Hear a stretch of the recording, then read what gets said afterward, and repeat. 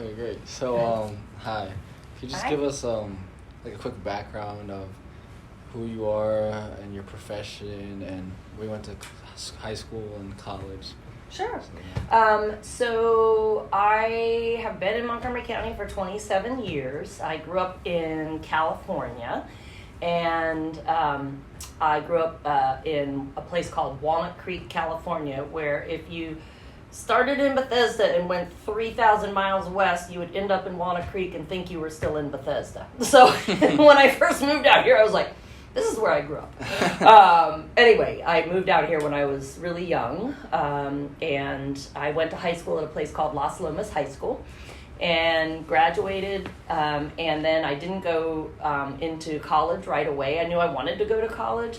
I really didn't know I wanted to be a teacher at that time, but I had done a lot of work with students. My best friend's brother was blind, and her mom was the director of a place called Enchanted Hills Camp for the Blind. So I would go there every summer and spend time with the students and so on, and I really, really enjoyed it. When I moved out here for a little while, I was working in restaurants, and then I also did daycare, with 4-year-olds. And then I finally ended up going to college. I started at Montgomery College because I had to pay for my own college. My parents told me when I moved out here, if I didn't go to college right away, that they weren't going to pay for college, and they meant it. So I was like, I met my husband, and we got married, and I went to Montgomery College, and then I went to University of Maryland and graduated with a degree in secondary mathematics education. wow. Nice. Yeah, and then I started here at WJ as a math teacher. So it was my very first job in MCPS, and I loved it. And then somebody tapped me on the shoulder one day and said, there's this head of math department at Earl B. Wood Middle School. You should apply for it. And I was like, no, I just want to stay here at WJ. I was like the SGA sponsor. I was a POM coach. I really, really enjoyed working here as a teacher. So anyway, I said no, and then I thought about it, talked to my husband about it, and then I was like, okay. So I was the math resource teacher at Earl B. Wood, and then and the 6th grade team leader. And then so I went from high school to teaching 6th graders, which was a huge change. And then I had a couple of other jobs, finally started my assistant principalship at Whitman. Before that, I was at North Bethesda for my very first year as an administrator. And then was at Whitman, and then I was principal of Tilden, and then here for the last 12 years. And it's the best job anybody could ever have. Wow, so you had quite the path. Yes. know It was that. a very windy path to this spot. Yeah. So when did you know that you wanted to become a principal? What was that moment? That is a really good question. I really thought I just wanted to be a teacher. But when I was the department head at Earl B. Wood, I really liked it. I liked working with a broader perspective and making changes that impacted, students and teachers. I really like problem solving and puzzles and things like that. So it was a good fit for me in terms of having to do a lot of problem solving and figuring out that looking at things with a broader lens, not just for your classroom. So then when I started at NB, I really, really liked being in administration. I didn't think I would like that, but I did like it. And I liked the school decisions, school-wide decisions, and really being able to make an impact at that level. The thing that I like the least about it is it's harder to get to know students, especially in a school this size. There's 3,000 students, and I would love to say I know everybody's name, I know all the students, but every day I see students that I haven't really met before, and I just, it's that part is the part that I think is really hard. What would you say is what is the hardest part of your job, and what is your favorite part of the job, I guess?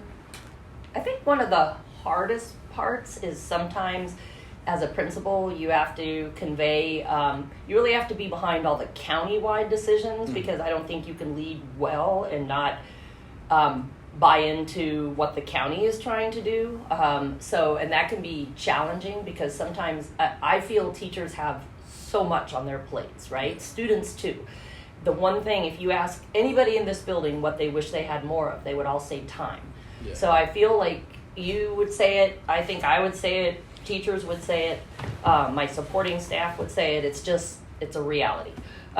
So I don't like putting more on people's plates if I can't take something off the plate, because I feel like the plates are full. So that is challenging when you have to support initiatives and try to figure out like how to balance it with the really heavy schedules that everybody has. One of my favorite things to do is to figure out ways to do that. So and it takes a whole team. I have a great leadership team. We have an amazing teaching staff here, and we have amazing students. So like last summer, for instance, we got the student and staff surveys. We got staff and students together, and we talked about how can we give people more time. And we figured out that we could give more time by extending lunch, just shortening the passing time a little bit, which is not that much to give up if you get a longer lunch. We also figured out that we could do the Wednesday, the pause days, where people can take a little break on Wednesdays through one of the departments. We were trying to figure out how to not do the homerooms, because it wasn't like people weren't a big fan of the homerooms, but you still need to do all that stuff, right? Yeah. Like county's handing you got to do the personal body safety lessons, signs of suicide, naviance, all these things. So where do you fit that in? So the department heads decided, well, we're just all going to do it through different departments, through classes where the teachers know the students really well, and we can share that information. So so that's like really cool, right? Where you all sit down and you collaborate and you figure out how to do good things for the school. So I love that. I love students. I like the energy that you bring, but I also love the hope for the future and the fact that you all are just so like amazing and smart, and I just love that part of the job. And I like going to events. Like I love going to a football game, a basketball game, a lacrosse game. It's just really cool to see students in action outside of the classroom. And then some of the other stuff that I've really liked this year and last year in particular, we've done a lot with equity work, doing the study circles, which is going on right now. We're doing lots of training with the teachers on equity. We're using the county's anti-racist audit information that our staff and students and parents filled out, so we can look at that and see what changes we can bring to the school that will benefit everybody. And that's what study circles does as well. They pick some areas where they feel there's boundaries and things that don't, doors that aren't open, policies that don't work, and we can dismantle some of those things. Yeah, we were just coming from study circles, and we had a lot of really good discussions and a lot of really good activities. So it's one of the best things you guys have probably done. And we actually take that information and we really bring it to our instructional leadership team, and we talk about it. And we have students from student advisory and study circles and different areas and groups and whatever come in and share with us so that we can make good decisions. So I really like that part of the job. Yeah. I feel like it makes a difference. And, you can't change a culture overnight. You can't change the world, but I feel like we can really make positive change here as a school and a team if we work together. Yeah, and I also saw your secretary showed me your schedule, so you have a lot. You have a lot to get done and not that much time. Yes, so. I know, right? So time is the thing we wish we all had more. Do you think that your job has gotten easier or harder throughout the years? Well, I will say, and I know this is one of the questions, but the pandemic was hard. Hard to lead through that. I'm a really positive person. I really like what I do. I like coming to work every day, and I think I exude that. At least I hope I do. It was hard to stay positive during the pandemic. I'm a people person. I did not like being at home. I got a pandemic puppy. His name is Wally. And Wally, helped a lot, but oh man, that was tough. And so it was helpful that everybody was in the same situation. We were all dealing with the same thing. But how to keep a school running when you're on a two-dimensional screen with our three-dimensional lives, that was really rough. And just keeping people's spirits up. Students, sitting there in their whatever with their black screen, their little black square, and the teachers having to teach to that. That was really, really hard for people. So that was hard. It's really hard to balance everything. And then you get things coming in like there's this fentanyl crisis right now. And I'm scared to death for our students. I really am, because at the age that you're at, you don't always make good decisions. And people are a little more adventurous at your age, and they'll try things. You know, somebody gives them something that looks like candy and they swear to God it's safe. It's just people are being lost with that. So that's a scary thing. And just the fact that there's like ghost guns and, you know, different safety issues out there, doing things, you know, like to try to combat that, like keeping the doors locked, wearing IDs, things like that. Those help, but, you know, there's always a chance that, you know, that something could happen. So having that weighs heavily on principals. I meet monthly with the high school principals, and we talk about that all the time. It weighs really, like everything is on our shoulders, but I'm so fortunate that I have a really good team here. We have a great security team, a great staff, a great admin team, and we all have each other's back. But I would say that's probably the most challenging thing. It's like all these new things that came along, the pandemic, the fentanyl, the safety, the shootings in schools, you know, stuff like that. That's really challenging, and I think about it all the time. It's all pretty scary. Right. And that kind of like, I guess, leads on to the next question is like, I mean, you already answered one part of it, but what changes during the pandemic did you have to make to your profession? Like, what adjustments did you really have to make? Everything. So it was a vertical learning curve, literally a vertical learning curve. So we had to switch from being in person to being virtual. Nobody knew how to do that. It had never been done before. Yeah. So, I mean, I know that at the college level and some other private schools, they may have had like online classes, things like that. Yeah. So that had been going on for quite some time. But how do you leverage that at a school when all of a sudden it's like, okay, we're all going to go home now, and we're going to teach our 3,000 students from home. Like, that was like insane. And we did it. The teachers did it. The students did it. They always use the word pivoted. We pivoted. Not like they did on Friends, where they were trying to bring the couch up the stairs. If you've ever watched that, it's funny. Anyway, so yeah, we just learned how to do it. We taught each other. We taught ourselves. We learned how to use Zoom. The first time I ever used Zoom was a disaster. Anyway, but we learned how to do all of that. So that was a huge change that we got through.